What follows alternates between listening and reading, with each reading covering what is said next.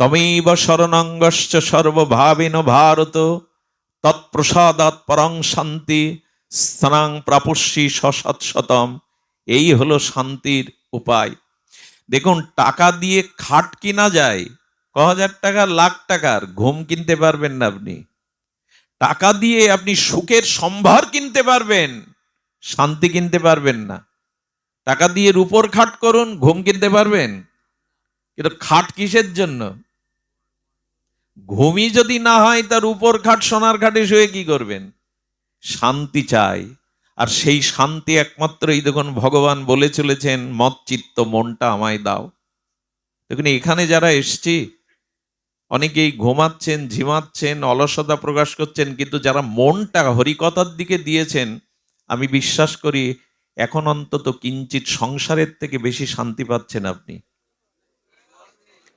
কারণ মন যদি স্থিতি হয়, মন যদি কোনো সদ্ভাবনায় ভাবিত হয়, মন যদি ভগবানের নাম রূপ লীলাতে মনের আবেশ আনতে পারেন, তখনই আপনি প্রকৃত শান্তির সন্ধান পাবেন। এর আগে শান্তি কোথাও নাই। সারা পৃথিবী এই শান্তির খোঁজ করছে। শান্তি একমাত্র ভগবত ভজনে, ভগবত চরণে, স্মরণে। মনের স্থিতি আর কোথাও হবে না। দেখুন, মন যেটা চাইছে ওটা যতক্ষণ না পাবে ততক্ষণ শান্তি, যা চাইছি তা যতক্ষণ না প্রাপ্ত হচ্ছে শান্তি পাওয়া যাবে? তো মন চাই কি? মন চাই ভগবানকে, মন চাই ভগবানের প্রেমকে, ভক্তিকে, কিন্তু আমরা ওখানে দিচ্ছি। আচ্ছা, গাড়ি আর ড্রাইভারের দুটো খাদ্য আলাদা আলাদা না এক? ড্রাইভারের খাদ্য আর গাড়ির খাদ্য এক? আচ্ছা, এটা যদি পাল্টে দেন, ড্রাইভারের ভাত রুটি সবজি গাড়িতে দিন, ইঞ্জিনে, আর মোবিল তেল ড্রাইভারকে দিন, বাঁচবে? কেউ বাঁচবে?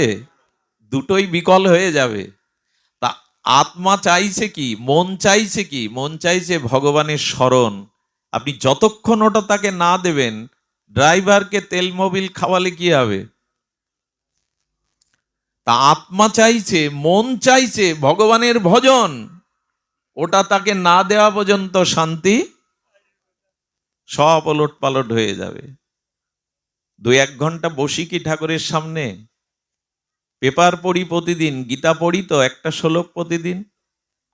চা 3 বেলা 4টে লাগে, 5টা লাগে।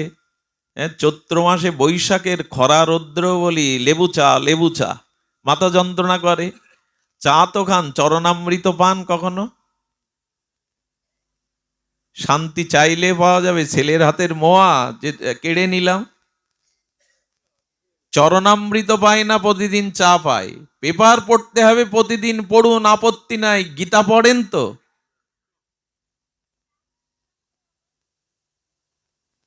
সুধীবৃন্দ, এই জন্য আমাদের জীবনে টিভি, টেলিভিশন 4টে ক্ষতির কারণ।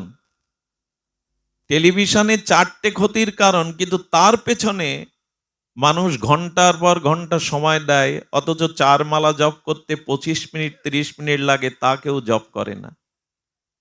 শান্তি চাইলে পাওয়া যাবে? ভগবানকে স্মরণ করেন। মন চাইছে কি? আত্মার খাদ্য কি? আত্মার খাদ্য জগতের কিছু না, একমাত্র ভগবান নাম, ভগবত চিন্তন। সেটাই তো তাকে দেই না। টিভির রিমোটের চ্যানেল 250, ওই প্রতিদিন ওই ঘোরান। ওই ঘোরালে কি হবে জানি না, 4টে জিনিস হবে। সময়, মানুষের জীবনে সব থেকে মূল্যবান সময়, ওই সময় ব্যয় হবে। দ্বিতীয়ত চোখের দৃষ্টির ক্ষতি হবে। তৃতীয়ত অর্থ ব্যয় তো হয় কেবল লাইন নিতে গেলে। চতুর্থত চরিত্র কোথাও না কোথাও দোষ এসে যাবে। মানুষ যা দেখে তাই শেখে। আচ্ছা, কল্যাণটা কি বলুন তো? এ দেখে কল্যাণটা কি একবার আমার বলুন। কেউ সৎ হয়েছে, কেউ সাধু হয়েছে, ওই দেখে একবার প্রমাণ করুন, আমি ব্যাসপীঠ ছেড়ে দেব। ওটা দেখুন, সারাদিন কাজের পরে সংবাদ দেখুন, আপনি সিরিয়াল দেখুন, ক্ষতি নেই। দুটো হাত তো আছে, অন্তত এক হাতে মালা ধরুন, এক হাতে ওটা টিপুন, আর এক হাতে একটু মালা টিপুন। মালাটা ঘোরালে আর এই জন্ম মৃত্যু চক্রে ঘুরতে হবে না আপনার। ভগবানের নাম জপ করলে এই জন্ম মৃত্যু চক্রে ঘুরতে হবে না। তা ঘোরাবো না, রিমোট ঘোরাবো। নারদকে এমনি বলছেন, জগৎটা অন্ধকার নেমে এসছে, কলি ঘোর তিমিরে গরসল জগজন, ধর্ম কর্ম রহুদূর, কলি দোষ ও নিধে, কলিতে শুধু দোষ আর দোষ। সারা পৃথিবী চলছে এখন, তৃতীয় বিশ্বযুদ্ধের দরকার নাই। আগামীতে যে ভাইরাস আসছে, আগামীতে যে মরণ ব্যাধি আসছে, এক করোনা জানিয়ে গেল, সতর্ক হও। 8 গ্রাম করোনা সারা পৃথিবীকে কাঁপিয়ে দিয়ে গেল। এরপর এর থেকে বড় জিনিস আসছে, তৃতীয় বিশ্বযুদ্ধ, মারণাস্ত্র, আণবিক বোমা লাগবে না, মানুষের দুর্ভিক্ষ। একসময় হাতের মুঠোয় সোনা নিয়ে আপনি অন্ন পাবেন না, লিখে রাখুন, ভাগবত বলছে। হাতের মুঠোতে সোনা নিয়ে একদিন আপনি এক মুঠো অন্ন পাবেন না, এই দিন আসছে আগামীতে। তৃতীয় বিশ্বযুদ্ধ দরকার নেই। মানুষের কুবৃত্তি, চরিত্র এতটা স্খলন হয়ে গেছে যে এই ধরিত্রী অভিশপ্ত হয়ে যাচ্ছে দিন দিন। এর দায় কারণ আমাদের মনোবৃত্তি। শান্তি বাইরে নেই, আপনার মনে। এই জন্য গোবিন্দ ওটাই চেয়েছেন, তোমার অর্থ নয়, বৃত্ত নয়, রূপ নও, তোমার সম্পত্তি নাও, তুমি মনটা আমায় দাও, আমাকে দিয়ে দেখো মনে শান্তি পাও কিনা। কিন্তু মন কি আর এমনি এমনি দেওয়া যায়? মন ভগবানের দিকে যেতে গেলে একটা কৃপা চাই, এরই নাম হলো গুরু কৃপা, বৈষ্ণব কৃপা, সাধু কৃপা। এই কৃপা ছাড়া আপনি নিজ চেষ্টায় মন ভগবানে দিতে পারবেন না। শ্রী ভগবানে মনের জন্য মহৎ কৃপার অপেক্ষা আছে। মহৎ কৃপা বিনা কোনো কার্যে ভক্তি নয়, কৃষ্ণ ভক্তি রহুক দূরে, সংসার ক্ষয় না হয় ক্ষয়। সংসারের মোহমায়া ভোগ বিলাস ক্ষয় হবে যেদিন মহতের কৃপা আমার উপরে হবে, যেদিন সাধু কৃপা আমার উপরে হবে। সেই দিন আমার সৃষ্টি না বদলালে দৃষ্টি বদলাবে।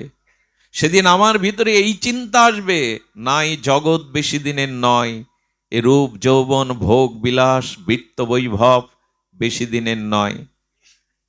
মানুষের প্রকৃত শান্তি তো জগতে নাই। এই জন্য গোবিন্দ এই সংসারের নাম দিয়েছেন দুঃখালয়। কি নাম দিয়েছেন? গোবিন্দ এই সংসারটার নাম দিয়েছেন সংসার দুঃখালয়ম। এই সংসারটা দুঃখের আলয়। তুমি যতই সুখের চেষ্টা করো এখানে তা পাবে না, এটা দুঃখের আলয়। তবে সুখ কোথায়? তমেব শরণাঙ্গশ্চ, ভগবানের শরণ নাও। আপনারা লক্ষ্য করেছেন স্মরণে সুখ হবে কি করে, নির্ভয় হবেন কি করে? ওই যে বললাম ভয় থাকলে শান্তি হয় না, তা নির্ভয় হবেন কি করে?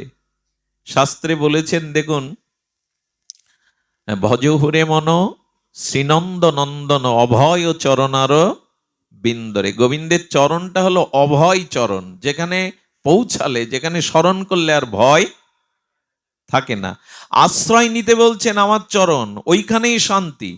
আচ্ছা দেখেছেন ওই যে মরগ মুরগির বাচ্চা ওঠে না ছোটরা, ওরা দল বেঁধে মায়ের সাথে ওই শস্য কণা জীবাণুর মধ্যে, আবর্জনার মধ্যে খুঁটে খেতে যায়।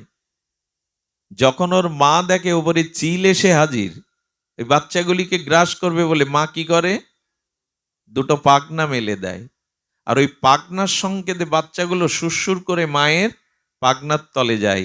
কোটি চিলেরও সাধ্য নাই ওই মায়ের পাখনার মধ্যে থেকে বাচ্চাটা ছিনিয়ে নেবে। যে বাচ্চা ওই আশ্রয় না এসে বাইরে নিজের মতো চলছিল, তাকেই সমেরে নিয়ে যায় চিল। যদি একটা চিলের হাত থেকে মায়ের পাখনার মধ্যে আশ্রয় নেওয়া বাচ্চা নিরাপদ থাকে, গোবিন্দ বললেন আমার চরণ যারা আশ্রয় করেছে তাদের আর ভয় কোথায়? তাদের ভয় কোথায়? তারা নির্ভয়। অভয় চরণারবিন্দ, ভগবানের চরণই হলো অভয়। দেখবেন শিশু ক্রন্দন করছে, ওই ক্রন্দনরত শিশুকে অনেক পাড়ার মায়েরা কোলে তুলে নেয়। সে মায়েরাও তো মা, তাদের বুকেও তো দুধ আছে। ওই শিশুকে স্তন দিলে খাবে না, কাঁদবে। কিন্তু অন্ধকারের মধ্যে যখন নিজের গর্ভধারিণী মায়ের বুকের পরশ পায়, ম্যাজিকের মতো কান্না বন্ধ হয়ে যায়। ও আসলে নিজের মাকে খুঁজছিল, অন্য নারীও মা, কিন্তু তাদের বুকে অন্ধকারে ওই স্পর্শ পেয়ে বুঝতে পেরেছে আমার গর্ভধারিণী নয়। শিশু তখনই কান্না থামবে যখন নিজের মায়ের স্নেহবৎসল মায়ের বুকে যাবে। ঠিক ভগবানের চরণে যতদিন আমাদের মন অর্পণ না হচ্ছে, ততদিন আমাদেরও শান্তি নাই, আমাদেরও কল্যাণ নাই। এই কথাটি নিখিল শাস্ত্র বোঝাচ্ছেন, ভগবানকে মনটা দাও। মন কোথায় না কোথায় দিয়ে দিয়েছি, সংসারকে, স্ত্রী পুত্রকে, বন্ধু বান্ধবকে, রূপ যৌবনকে, সম্মানকে, কত জায়গায় দিয়েছি, শুধু দেয়া হয়নি তোমায়। আমাদের একবারও ব্যথা হয় না, যিনি দিলেন তাকে দিলাম না মনটা, তাকে ঘরে আনা হয়নি, হৃদয় ঘরে তাকে তোলা হয়নি। এই ব্যথাটা আমাদের জাগা দরকার, যার মন তাকে দিলাম না। আর আমি বহুবার এ আলোচনা করেছি, মন যদি ভগবানকে না দেন সাধুগুরুর কৃপায়, মহতের কৃপায়, সাধু সঙ্গের মহিমায়, তবে আপনার জন্য একটা দুঃসংবাদ অপেক্ষা করছে। মন যদি ভগবানকে, কৃষ্ণকে না দেন, এই কথাটি আপনাদের খুব ধ্যান দিয়ে শুনতে হবে। ব্রহ্মা বলছেন, স্বয়ং বেদবক্তা, আদিগুরু, জগৎ স্রষ্টা, সনক পিতা ব্রহ্মার কথা। এ কথা যে কত কোটিবার আলোচনা করেছি, কতবার আস্বাদন করেছি, তবু পিপাসা মেটে না। পিপাসা শান্তি নয়, বাড়ে নিরন্তর।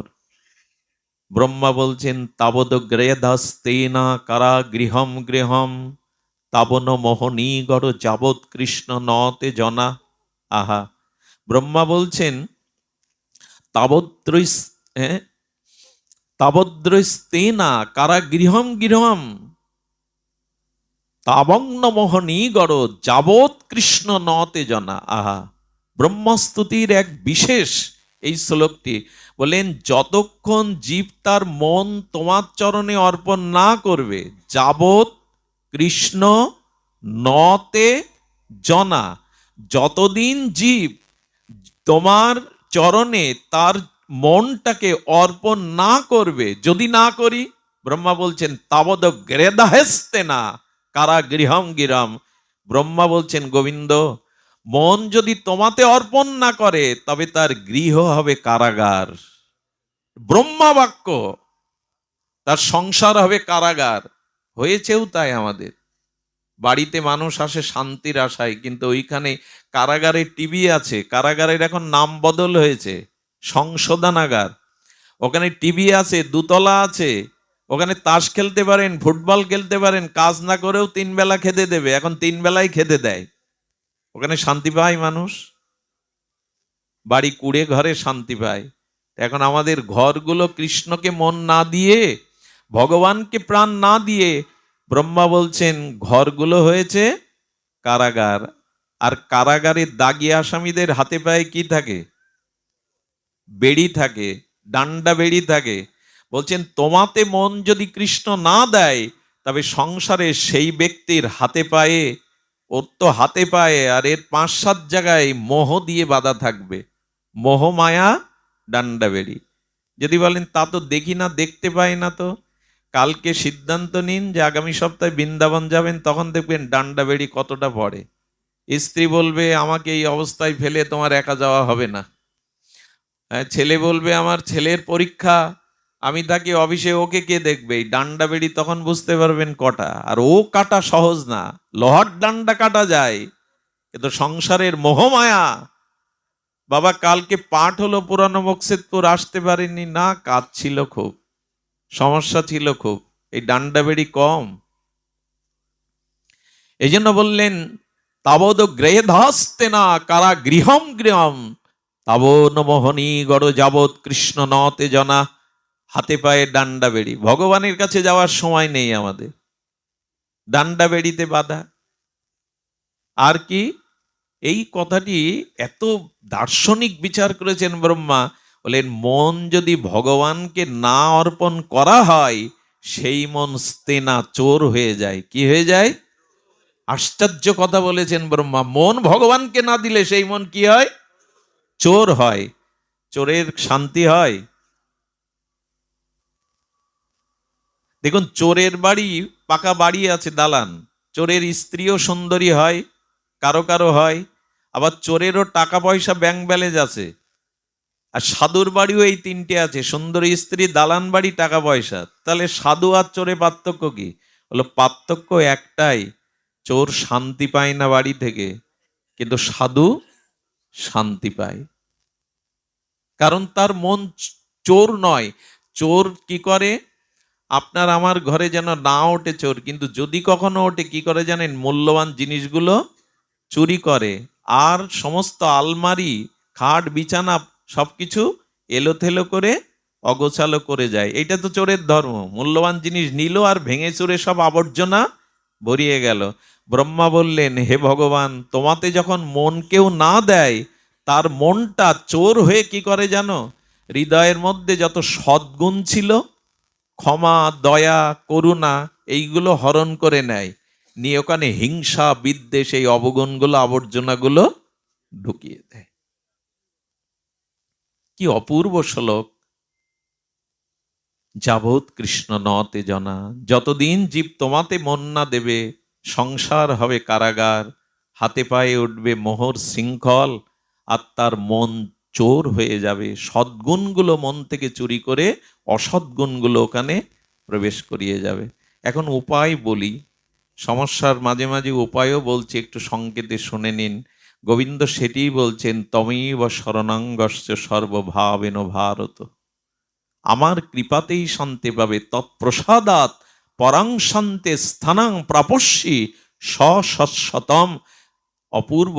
ভগবান বলছেন, ইহকালে শুধু শান্তি না, মৃত্যুর পরেও তোমাকে নরক যন্ত্রণা কর্মফল ভোগ করতে হবে না। আমি পরকালেই আমার নিত্য 700 গোলক বৃন্দাবনে তোমাকে নিয়ে যাব। ইহকালেও যেমন তোমাকে আমি শান্তি দেব, পরকালেও তোমাকে আমি শান্তি দেব। সুধীবৃন্দ, এই জন্য ভগবানের শরণ গ্রহণ করা। যত কথা বলছি, আচ্ছা, সমগ্র নিখিল শাস্ত্রের বিধি আর নিষেধের রাজা কোনটা? সব শাস্ত্র এক জায়গায় করলেন, বেদ, বেদান্ত, উপনিষদ, ভাগবত, এর সার একটা বিধি, একটা নিষেধ, উপদেশ কেবল দুটো। সার উপদেশ কোনটা? স্মতব্য সততং বিষ্ণু। নিখিল শাস্ত্র বলছেন, শাস্ত্রের বিধি বা রাজ উপদেশ, ভগবানকে স্মরণ করো। আর নিষেধ কোনটা? কখনো ভগবানকে ভুলে যেও না। এই হলো বিধির রাজা আর নিষেধের। স্মতব্য সততং বিষ্ণু ন স্মতব্য জাতুচিত। কখনো ভগবানকে ভুলে যেও না, এটাই হলো নিষেধের শ্রেষ্ঠ উপদেশ। আর বিধির উপদেশ স্মতব্য সততং বিষ্ণু, সর্বদা ভগবানকে। এই জন্য তো মহাপ্রভু বিধান দিয়ে গেলেন, খাইতে শুইতে উঠিতে বসিতে যথা তথা নাম লও। নাম এখন আসরেই হয়, আমাদের মধ্যে আর কতটুকু কার হয় জানি না। নাম সর্বত নিতে বলেছেন। খাইতে শুইতে উঠিতে বসিতে যথা তথা নাম লও। পাত্রাপাত্র ন বিচারানো, দেয় দেয় বিমর্শক। মহাপ্রভু বলছেন, আমি এবার বিচার করব না, সবাইকে এই নামের মধ্যে ব্রজপ্রেম দিয়ে গেলাম। এটাকে স্মরণ করো, নাম স্মরণ করো। ভগবানের দিব্য নাম, তার লীলা মনে স্মরণ করো। শ্রবণ, কীর্তন, স্মরণ। শ্রোতব্য, কীর্তিতব্য, স্মাতব্য, ইচ্ছত ভয়ম। ভয় দূর হবে, মৃত্যু ভয়, যদি ভগবানকে কীর্তন, স্মরণ এবং শ্রবণ করতে পারো। আজ আমরা শ্রবণ করছি, মাঝে মাঝে আমাদের হরি নাম একটু সংকীর্তন বাড়ি বসে করতাল বাজিয়ে করতে হবে, নালে মালা নিয়ে সময় পেলেই বসতে হবে। আর কি করতে হবে? ভগবানের লীলাগুলিকে মনে মনে সিনেমার পদ্মার মতো স্মরণ করতে হবে, যে গোবিন্দ বৃন্দাবনে এই লীলা করছেন, রাধারানী এখন এই লীলা করছেন, এইভাবে স্মরণ করতে হবে। সুধীবৃন্দ, থাকবো, এইভাবেই ভগবানকে শ্রবণ, কীর্তন, স্মরণ, এই তিনটি সাধনের শ্রেষ্ঠ অঙ্গ। তার মধ্যে অগ্র শ্রেষ্ঠ শ্রবণ, হরিকথা শ্রবণ। সাধুমুখে ভগবানের কথা শ্রবণের দ্বারাই আমাদের ভক্তির সূচনা হবে, ভগবানের চরণে স্মরণের আকুতি জন্মাবে। এটা কেমন জানেন? নষ্ট তো হয়েছে আমার এই মন। ওই যে বললাম, চুরি করে নিয়ে গেছে সদ্গুণগুলো, অসদ্গুণগুলো ঢুকিয়ে দিয়ে গেছে। তো শ্রবণের দ্বারা কি হবে শুনুন, সংক্ষিপ্তভাবেই বিশ্রাম কথা। খুব মূল্যবান গুরু মহারাজ রাধাকুণ্ডে তার অমীয়, তার সেই দিব্য অনুভূতির এই বাণী শুনিয়েছিলেন জগৎবাসীকে সাধুমুখে হরিকথায়। আচ্ছা, জল আকাশ থেকে বৃষ্টি হয়ে পড়ল, জল যখন আকাশ থেকে পড়ল তখন স্বচ্ছ ছিল, কিন্তু ড্রেনে পড়ে, পোকামাকড়ের মধ্যে পড়ে, ধুলায় পড়ে তখনই জলটা দূষিত হয়ে গেল। জল কিন্তু শুদ্ধই ছিল। তেমন আমাদের আত্মাটা, আমাদের মনটা পূর্বে শুদ্ধ ছিল, কিন্তু এই জগতের কামনা বাসনা ধুলাবালিতে এসে যেই মিশল অশুদ্ধ হয়ে গেল। এখন এই জলের গতি কোন দিকে? নিচের দিকে তো নাকি মা? জলের গতি কোন দিকে? নিম্নগামী। জল যেতে যেতে কোথায় যেতে চাই জানেন? নালা দিয়ে, তারপরে ড্রেন দিয়ে, খালে গিয়ে, তারপর নদীতে গিয়ে, তারপরে একেবারে নদীর তরঙ্গায়িত অপ্রতিহতা গতিতে সাগরে। এই তো জলের গতি। আবার সাগর মেঘকে দিয়ে দিল। এই তো জলের গতি প্রকৃতি। কিন্তু জলটা ড্রেনের মধ্যে যেতে গিয়ে ড্রেনের একটা ক্ষত হয়ে গেছে, গর্ত হয়ে গেছে, ওই গর্তে আটকে গেল। গর্তে যখন আটকে গেল তখন জলের স্রোত আর রইল না। আচ্ছা, গর্তে আটকানো জল 1-2 মাস পরে কি হয়? ধুলো এসে পড়ে, তাই না? আবর্জনা এসে পড়ে, আকাশ থেকে গাছের পাতা পড়ে, তাতেও দূষণ হয়ে যায়। পবিত্র থাকে কি? আকাশ থেকে পড়েছিল বৃষ্টির ধারা হয়ে শুদ্ধ, কিন্তু গর্তের আবর্তন হওয়ায়, আবর্তিত হওয়ায় ধুলা বালি পোকা মাকড় এসে দূষিত হলো। আচ্ছা, জলের 3টি স্বভাব, ওই 3টি স্বভাব ওর মধ্যে নষ্ট হয়ে গেল। জলের 3টি স্বভাব কি? স্নান, ওই জলের স্নান করা যাবে পোকামাকড় জলে। আর জলের আরেকটি স্বভাব হলো পান, অর্থাৎ জলে পান করতে হয়, তৃষ্ণা নিবায়। আর জলে নিজের দেহটাকে শুদ্ধ করতে হয়। এই 3টে গুণ ওর মধ্যে থাকলো, এটা একদিন ছিল কি না? ছিল, আজকে আর নাই। ঠিক আমাদের দশাও তাই।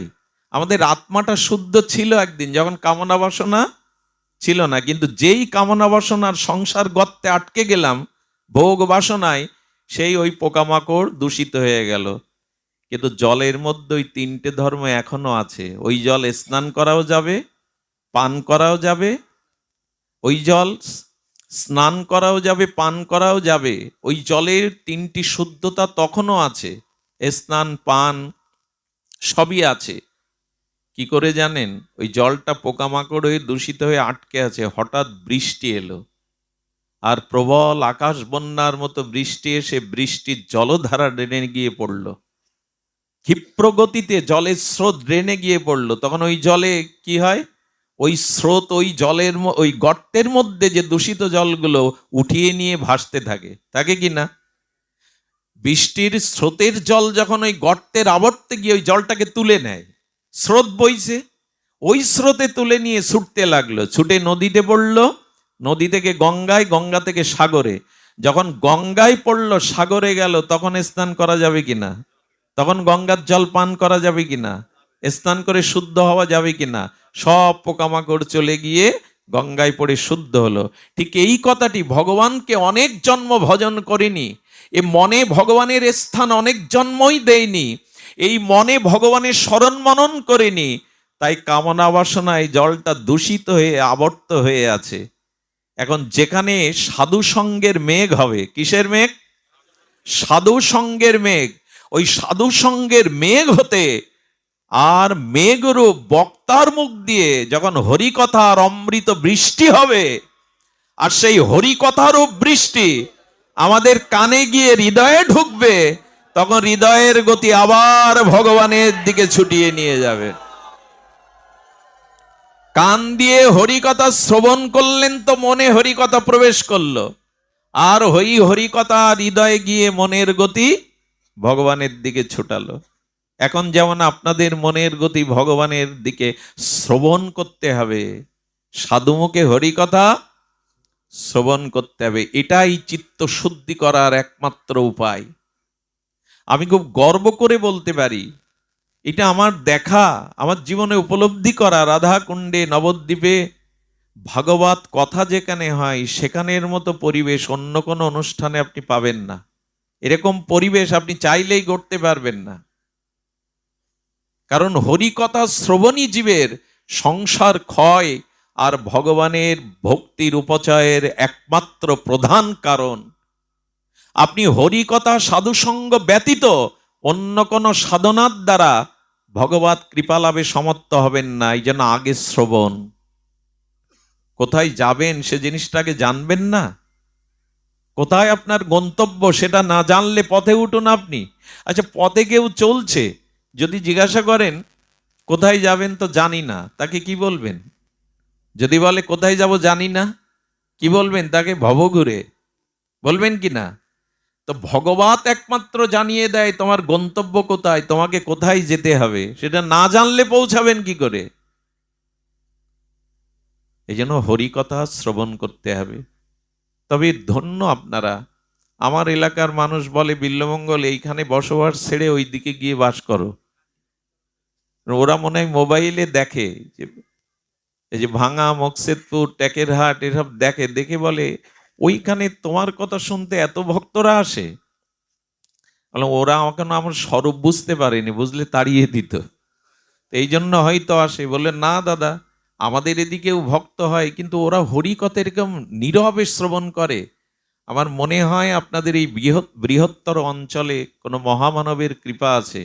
হরিকথাতে যেখানে রুচি আছে জানবেন সেখানে ভগবত ভক্তি হবেই হবে, সেখানে কল্যাণ হবেই হবে। এই জন্য ভাগবত কথা প্রয়োজন। হরিকথা ছাড়া চিত্ত শুদ্ধির অন্য কোনো উপায় নেই। শ্রবণ। এরপরে বললেন কীর্তন। এই কীর্তনাঙ্গ ভজনই এই ঘোর কলিকালে অন্ধকারে একমাত্র আলো। মহাপ্রভু বলেছেন নাস্তেব্য নাস্তেব্য নাস্তেব্য গতির অন্যথা। একেবারে তিনবার কড়াল করে বললেন, প্রতিজ্ঞা করে বললেন, হরি কথা আর হরিনাম বিনা এই যুগে আর কোনো উপায় নাই। এই জন্য দয়া করে একটু নাম জপ, একটু কীর্তন আদি করুন। জপ করলে নিজের কল্যাণ হয়, আর উচ্চেশ্বরে কীর্তন করলে জগৎ জীবের, লতা পাতা পশু পাখির কল্যাণ হয়। এই নামের এত মহিমা মহাপ্রভু ঢেলে দিয়েছেন। ব্রজ প্রেম, গোলকের প্রেমধন, হরিনাম সংকীর্তন, রতিনা জন্মিল কেনে। ঢেলে দিয়েছেন রাধা প্রেম, ব্রজ প্রেম, অথচ আমাদের রতি হলো না। নামে রুচি আনুন। হরিনাম, প্রিয়জনের নাম ডাকতে ইচ্ছা করে না? যাকে যে ভালোবাসে তার নাম ধরে ডাকতে তো তার ইচ্ছা করে। তো ভগবানকে যদি ভালোবাসেন তার নাম ধরে ডাকুন। আমাদের দুর্দশা, হাই তুলতে গেলে বলে বাবা গো, উসর লাগলে বলে মা গো।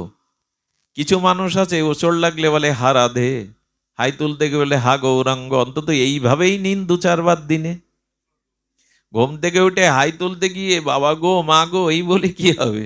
ওইটা রাধা নাম দিয়ে দিন না, দিনে 4 বার অভ্যাস হয়ে যাবে, তখন আর বাবা গো মা গো হবে না। আর ছেলে মেয়েদের নামগুলো ঋষিদের নামে, ভগবানের নামে রাখুন গুরুদেবের কাছ থেকে।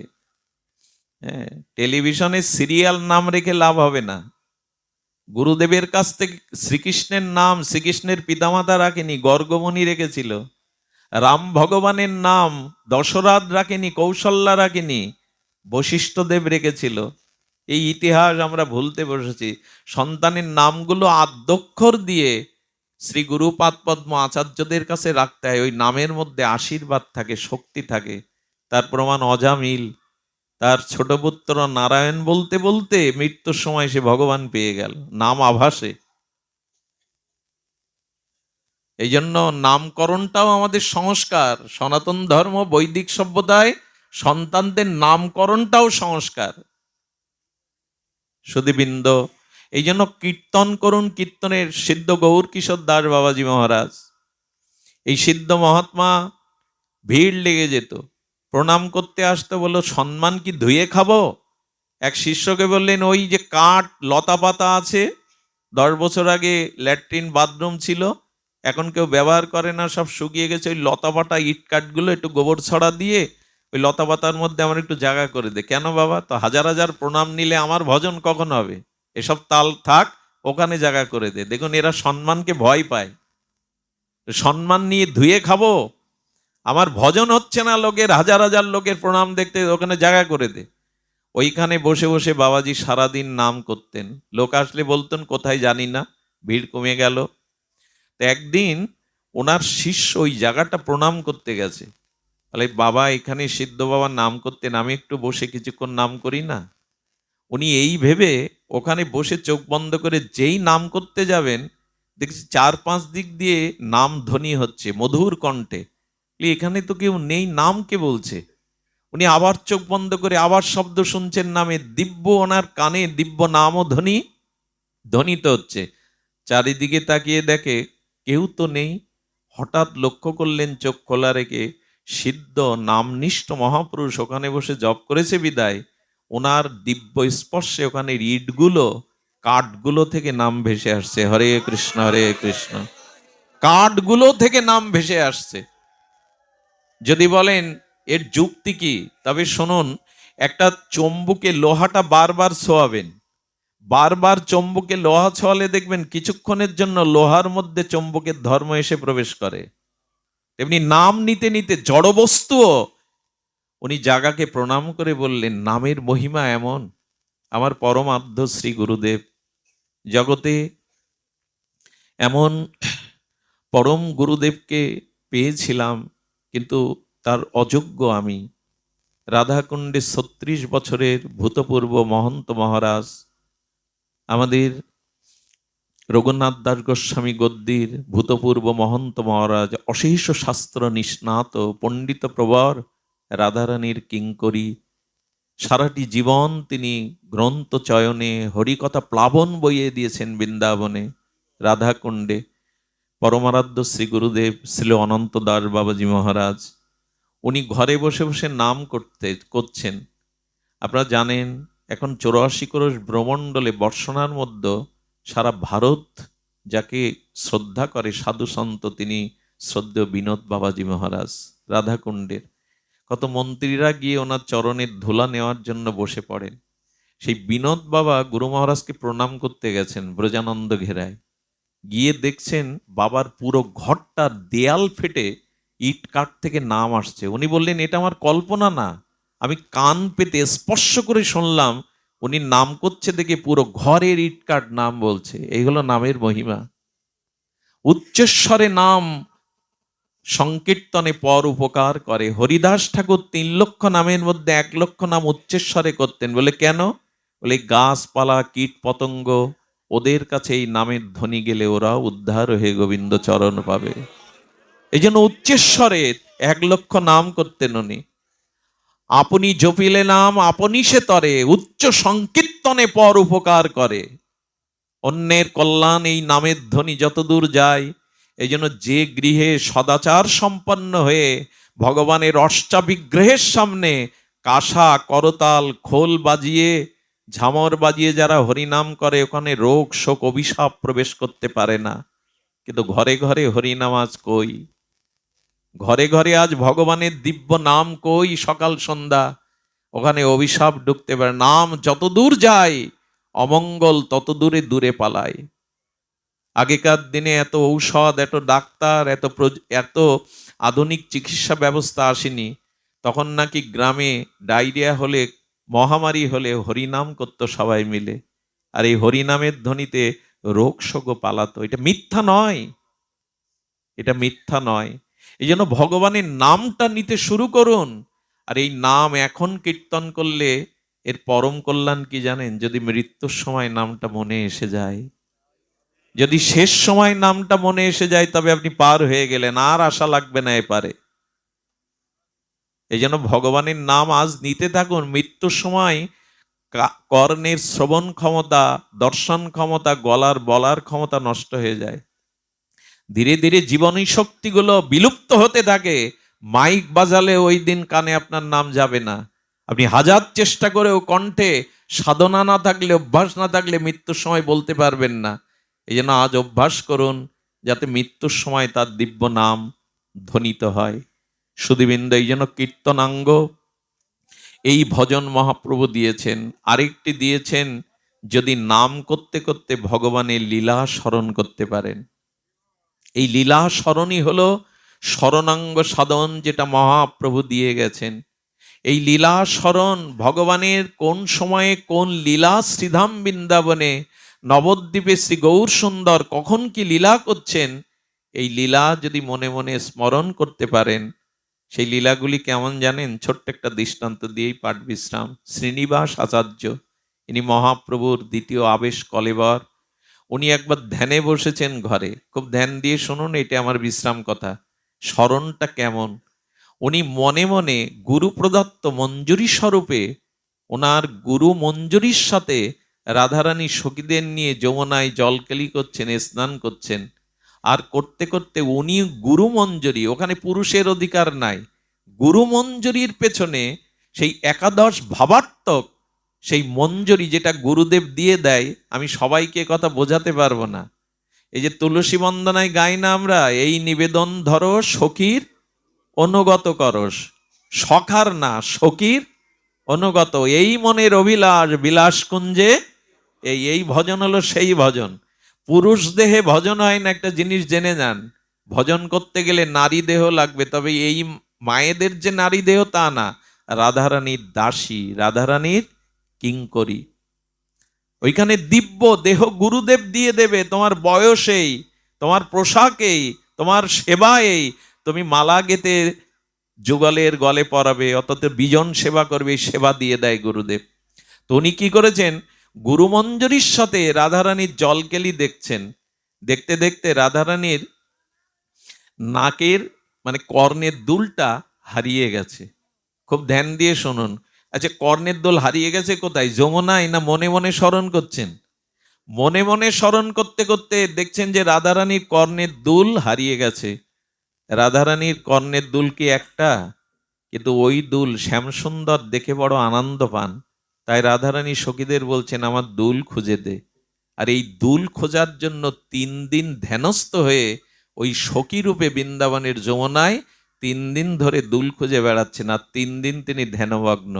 শিষ্যরা নাসিকার কাছে হাত দিয়ে দেখেন নিঃশ্বাস আর, বলে পরম আরাধ্য আচার্য কি দেহ রাখলো? আসলে এই দেহে না। যদি বলেন এর কি বোঝাচ্ছ পাগলের মতো, এই দেহ না তো ওখানে কোন দেহ গেছে? আচ্ছা, আপনি এখানে বসে আপনার বাড়িতে চলে যান, যে ঘরে আপনি থাকেন, আপনার ঘরটার সব জিনিস কোথায় কি আছে এখানে বসে দেখতে পাবেন কিনা? ওই শরীরটা কোন শরীর যেটা এখন বাড়ি চলে গেল? এটা মানস শরীর। আচ্ছা, আপনি শুয়ে আছেন খাটে, স্বপ্নের মধ্যে আকাশে চড়ছেন, সমুদ্রে সাঁতার কাটছেন, ওই শরীরটা কোন শরীর? আমাদের যে মানস শরীর 3 প্রকার, স্থূল শরীর, সূক্ষ্ম শরীর, কারণ শরীর। এই ভেদগুলো জানতে হবে। এই শরীরে এখানে আছি, অথচ আমি প্রিয়জনের কাছে চলে যেতে পারি, তার মুখটা দেখে আসতে পারি, তার হাসি ভরা মুখটাও দেখে আসতে পারি এখানে বসে। এই মানস শরীরে উনি বৃন্দাবনে 3 দিন ধরে খোঁজ করছেন। এরা ভাবছে গুরুদেব কি দেহ রাখলেন, নিত্য লীলায় গমন করলেন? সবাই যখন সিদ্ধান্ত নিতে পারছে না, তখন ওনারই শিষ্য চলে এলেন। ওনারই শিষ্য এসে আর বলছেন আপনি একটু দেখুন তো, আপনি তো গুরুদেবের সেবা করেন, গুরুদেবের আমরা বুঝতে পারছি না উনি অপ্রকাট হলেন কিনা, নিত্যলীলায় চলে গেলেন। ওনারই শিষ্য, ওনারই দেহ মঞ্জুরি স্বরূপে ভাবনার জগতে ওই সূক্ষ্ম শরীরে গিয়ে, সূক্ষ্ম শরীরটা কেমন জানেন? অনেক দূরে ফুল ফুটেছে, গন্ধটা আপনার কাছে আসছে, গন্ধটা ধরতে পারবেন, গন্ধটা দেখতে পাওয়া যাবে, এর বলে সূক্ষ্ম। মাছের যে থলেতে মাছ কেনেন প্রতিদিন, ওই থলেতে মাছ নেই, কিন্তু বাতাসের গন্ধ কি আসছে, ওকে বলে সূক্ষ্ম। তেমনি চিত্র, আমাদের চিত্ত মন বুদ্ধি অহংকার এই সূক্ষ্ম দেহে উনিও গুরুদেবের পেছনে পেছনে গিয়ে দেখে যে গুরুদেব 3 দিন ধরে যমুনায় রাধারানীর সেই অলংকার খুঁজছে। এসব ওই জগতের কথা, যুক্তি দিয়ে কথা পরিমাপ করে বোঝানো যাবে না। বোবা ব্যক্তিকে মধু খেতে দিলে তাকে যদি জিজ্ঞাসা করেন কেমন স্বাদ হয়েছে, কি বলবে? এই জিনিস অনুভূতির, ভাষা দিয়ে বোঝাবার নয়। এই মনের অভিলাষ বিলাস কুঞ্জে দিও বাস। সেইখানে খুঁজতে খুঁজতে উনি একদিন পরে দেখেন একটা পদ্ম পাতার উপরে আর একটা পাতা আচ্ছাদনে ঢেকে আসে, ওই পদ্মের পাতার উপরে রাধারানীর সেই দুলটা পড়ে আছে। উনি পেয়ে আনন্দে শ্রী গুরুদেবের হাতে দিলেন। আচ্ছা, উনি পেয়ে রাধারানীর কাছে ছুটতে পারতেন না? কিন্তু নিয়ম হলো সাধন ভজন গুরু আনুগত্যে করতে হবে, গুরুর বাইরে লাভ দিতে গেলে হচটকে পড়ে যেতে হবে। উনি শ্রী গুরুদেবের কাছে দিলেন, শ্রী গুরুদেব ললিতার কাছে নিয়ে গেলেন, ললিতা রাধারানীর কাছে নিয়ে গেলেন। লাভ দিয়ে যেতে যাবেন না, ক্রম আছে, সিঁড়ি আছে।